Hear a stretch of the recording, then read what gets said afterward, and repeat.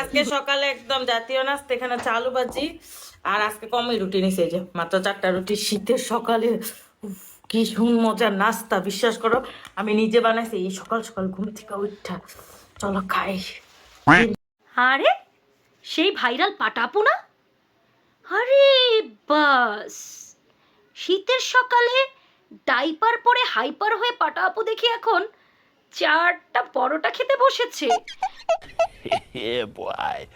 তা বলছি পাটাপু, আপনি যে এই যে বাচ্চাদের পাছায় পরার জিনিস মাথায় পরে নিয়েছেন, गजब बेइज्जती है। ঘটনাটা কি? এটার পিছনে কি আর কোনো উদ্দেশ্য আছে ভাইরাল হওয়া ছাড়া? আচ্ছা চলুন, আমি না পাটাপুই বলবে, একটু শুনে নিন না পাটাপুর মুখে। ডাইপার এটা মাথা দিছি, তোমরা না কত কথা কইছো কি ওরমু গড় হেয়ার ড্রায়ার নেই, মাথা চুল শুকান লাগতো না, গোসল করেছি এটা দিছি, মাথার চুলের পানি দিয়ে শুষা দিব, মাথাটা শুকাইবো না, ঠান্ডা লেগে যেত না শীতের মধ্যে। এটা বাঙালি পদ্ধতি, কত কিছু তো শিখাই, তোমরা তো আমার কাছে শিখো না, এসে উল্টাপাল্টা কথা কই। যে একটা ভালো বুদ্ধি শিখাই দিছি, তোমরা ওইভাবে মাথা চুল শুকাইতে পারবা কম দামে, যাদের হেয়ার ড্রায়ার নেই ঠান্ডার মধ্যে। তো শীতে শেষ হয়ে যাবে, তোমরা কি চাও আমি শীতে মরে যাই চুল ভিজা লইয়া? গোসল করো না তো তোমরা, তাও তো আমি গোসল পর্যন্ত করি।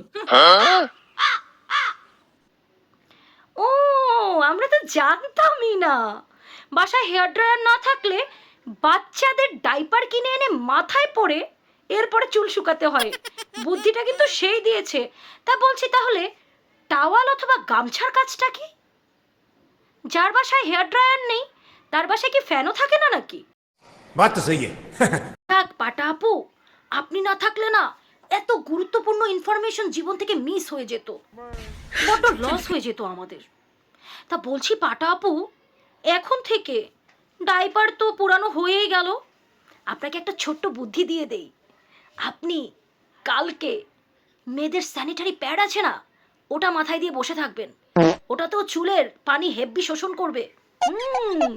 ওটা তো শোষণকারী ক্ষমতা আছে, আপনার চুল টুল সব শুকিয়ে যাবে। ওকে, बड़ा हरामी हो बेटा। বুদ্ধিটা ভালো লাগলে আমাকে আবার থ্যাঙ্কস দিতে ভুলবেন না। ওকে, আর ওই যে ভিউ কামিয়ে যে টাকাগুলো বা ডলারগুলো কামাচ্ছেন না, ওটা 10% আমাকে দিয়ে দিন। Bye bye. আমার ভুল হচ্ছে, হ্যাঁ আমার ভুল হচ্ছে, ক্ষমা করে দেন।